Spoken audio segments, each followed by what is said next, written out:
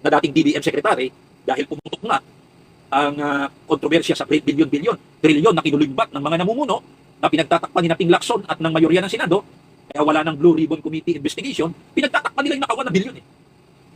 Sabi ng GMA Fake News, nag-resign down si Amina. Mali. Fake. Sinibak siya. Tinanggal siya. Via text. Makalipas ang ilang buwan, ibinalik siya sa gobyerno. Dating DBM Secretary ha. Ano ibig sabihin ng DBM Secretary? Ikaw ang pinaka-boss sa budget. Pumutok ang nakawan sa budget. Bilyon-bilyon, trilyon. Hindi siya nag-resign. Kapal na mukha nga eh. Sinibak siya. Via text. Makalipas ang ilang buwan, ini-appoint uli siya sa bangko. Aling bangko? Islamic Bank. Bangko ng mga Muslim. Para bang inilagay mo si Dracula na maging security guard ng blood bank? Yan ang pagkaka-appoint kay Amina. Magandang babae yan. Kaya sabi ko sa inyo, kahit na free market economy ang Pilipinas, pattern sa Amerika, meron itong timpla ng pagkakomunista. Bakit? May mga negosyo ang gobyerno na kontrolado niya. Saan ang galing ang kapital nun? Mr. Authentic, o saan galing ang pera nun? Sa'yo.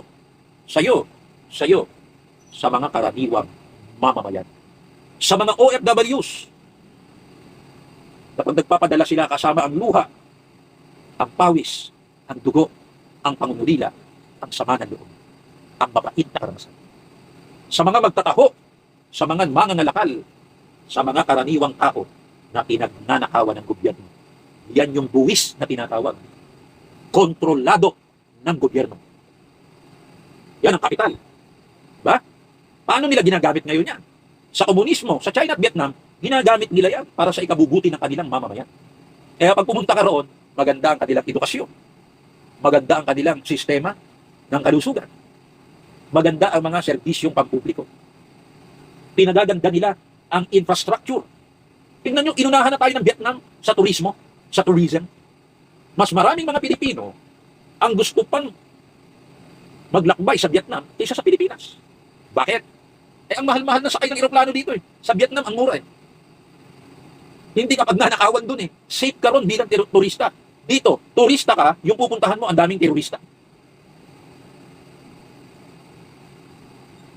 Ba't ka papasyal doon? Hindi pumasyal ka na sa ibang bansa.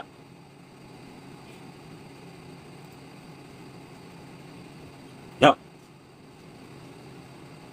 Hindi ba maganda yun? May kalayaan ng tao, magnegosyo kung ano gusto niya. Magsikap siya. Tama. Nagsisikap naman yung ating mga mamamayan.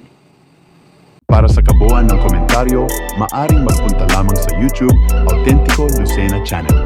Maraming salamat po mga ka-autentiko!